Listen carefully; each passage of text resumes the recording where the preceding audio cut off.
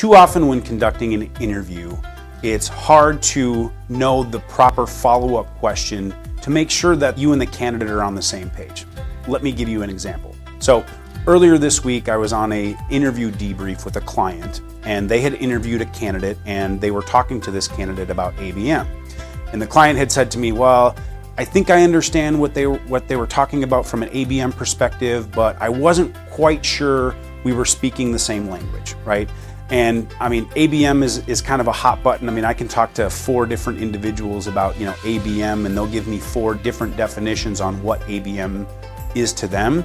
So here's just a quick tip or a quick question that you can ask to your candidates as a follow-up to make sure that you're on the same page with them, just in regards to language. And this can be pertaining to ABM or any other, common marketing terminology, right?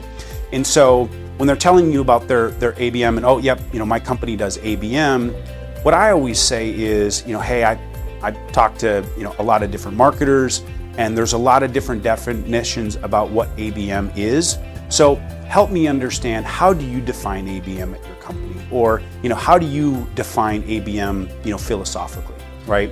And that's just a really good way to make sure that you're asking an additional question versus just talking about, oh, yeah, we do ABM, or, we do, demand generation, or we do lead generation, but really just asking a very easy follow-up question and saying, hey, how do you define this? It really helps you better understand their thought process and what it really means to them, which will help you determine whether or not they're truly as much of an expert in the area as they say that they are. So hopefully that's a helpful tip when conducting an interview to make sure that you're on the same page with the candidate.